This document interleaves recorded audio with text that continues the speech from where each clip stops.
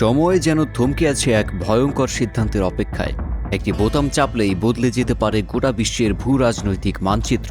জ্বলে উঠতে পারে একের পর এক মার্কিন সামরিক ঘাঁটি। আমেরিকা যদি ইরানের বিরুদ্ধে পারমাণবিক অস্ত্র প্রয়োগের দুঃসাহস দেখায়, তাহলে সূর্য ওঠার আগেই বিশ্বজুড়ে ছড়িয়ে থাকা মার্কিন সামরিক ঘাঁটিতে উড়তে পারে ইরানের পতাকা।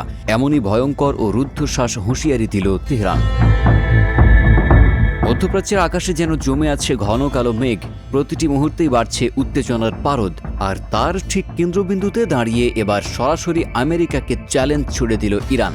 ইসলামিক রেভলিউশনারি গার্ডস কোর বা IRGCর সর্বোচ্চ কমান্ডারের উপদেষ্টা ব্রিগেডিয়ার জেনারেল মোহাম্মদ রেজা নাকতি দাবি করেছেন, মধ্যপ্রাচ্যে একাধিক মার্কিন ঘাঁটিতে হামলার পর এবার বিশ্বজুড়ে ছড়িয়ে থাকা মার্কিন সামরিক স্থাপনাই হবে তেহরানের পরবর্তী লক্ষ্য। তার ভাষায়, ইরানে হামলা চালানোর ঠিক পরের দিনই বিশ্বের বিভিন্ন প্রান্তে থাকা মার্কিন ঘাঁটিগুলো দখলে নেওয়ার সক্ষমতা রাখে তেহরান। মার্কিন সম্প্রচার মাধ্যমকে দেওয়া সাম্প্রতিক এক সাক্ষাৎকারে তিনি স্পষ্ট জানিয়ে দেন, ইরানের বিরুদ্ধে পারমাণবিক অস্ত্র ব্যবহার করলে তা হবে আমেরিকার নিজের পায়ে নিজেই কুড়াল মারার শামিল। ইরানের সর্বোচ্চ নেতার ঘনিষ্ঠ এই কর্মকর্তার দাবি, গত 5 মাসে যুক্তরাষ্ট্রের বিরুদ্ধে লড়াইয়ের বাস্তব অভিজ্ঞতা অর্জন করেছে তেহরান।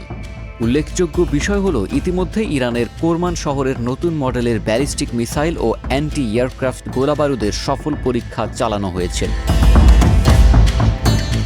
আন্তর্জাতিক গণমাধ্যমের প্রতিবেদন অনুযায়ী, চলতি বছরের ফেব্রুয়ারির পর থেকে মধ্যপ্রাচ্যে একাধিক মার্কিন ঘাঁটিতে পাল্টা হামলা চালিয়েছে ইরান। এর মধ্যে রয়েছে কাতারের আল উদেইদ, কুয়েতের আলী আল সালেম, সংযুক্ত আরব আমিরাতের আল ধাফরা এবং বাহরাইনে মার্কিন নৌবাহিনীর 5th ফ্লিট সদর দপ্তর। পরবর্তীতে ইরান, কুয়েত, জর্ডান, বাহরাইন ও সৌদি আরবের একাধিক গুরুত্বপূর্ণ মার্কিন সামরিক স্থাপনাতেও আঘাত হেনেছে তেহরান। দ্বিতীয় বিশ্বযুদ্ধে হিরোশিমা, নাগাসাকিতে পারমাণবিক বোমা হামলার 8 দশক পার হলেও যুক্তরাষ্ট্রের পারমাণবিক কৌশলে খুব একটা পরিবর্তন আসেনি বলেই মনে করছেন বিশ্লেষকরা।